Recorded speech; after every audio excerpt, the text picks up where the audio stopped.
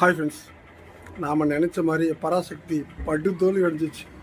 படுதோல்வி at flop. நம்ம விஜய் எதிர்த்தா எந்த அளவுக்கு நம்ம சிறுசுக்கெல்லாம் பண்ணுவோம்னு சொல்லிட்டு இப்போ தெரிஞ்சிருக்கோம். அவங்களுக்கு திமுக தெரிஞ்சிருக்கும். மக்கள்லாம் முட்டாள் நினச்சிக்கிறாங்கல்ல, அதனால் கண்டிப்பாக தெரிஞ்சிருக்கோம்.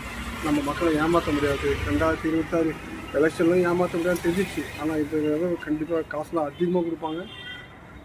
அதில் அதுவும் வாங்கி தான் ஆகணும். அதை விடுங்க.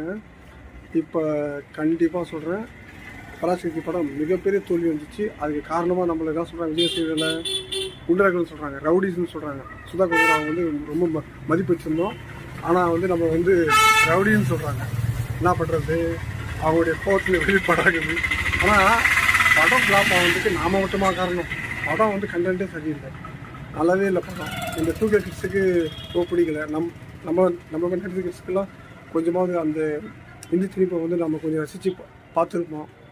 கொஞ்சம் பொதுநல போக்கு இருக்கும். 2K கிட்ஸுக்கெல்லாம் பொதுநல போக்கு இல்லை, எதுவும் கிடையாது. அவங்களாம் என்டர்டெயின்மெண்ட் மட்டும்தான். ஆனால் அந்த இதுலேயும் கனெக்ட் ஆகலை. ஆக மொத்தத்தில் எஸ்கே ஒரு துரோகின்னு சொல்லிட்டு பதிவாயிடுச்சு. திமுக தோண போன ஒரு துரோகி. கண்டிப்பாக எஸ்கே படத்தை புறக்கணிக்கணும். அவனுக்கு மிகப்பெரிய ஒரு எட்வெட் இருக்குது. ஓகே, இப்போ நம்ம விஜய் அளவுக்கு போயிட்டோம். விஜய் எதிர்க்கலான்ற அளவுக்கு சைட்லேருந்து வேலை பார்க்குறாரு.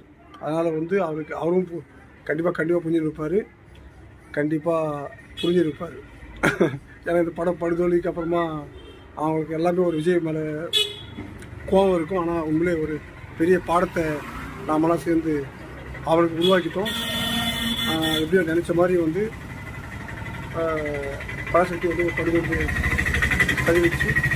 ஓகே ஃப்ரெண்ட்ஸ், நாம் எனக்கு பிஸ்னஸ் பண்ணுறதுக்கு பொங்கல் அன்றைக்கி கூட பரவாயில்ல ஃப்ரெண்ட்ஸ். இருந்தாலும் நம்ம என்ன பண்ணுறது, நீங்கள் நம்மளுக்கு பொங்கல் எப்போ தளபதி படம் ரிலீஸ் ஆகுதோ அப்போ தான் நமக்கு பொங்கல். ஓகே ஃப்ரெண்ட்ஸ், பாய்.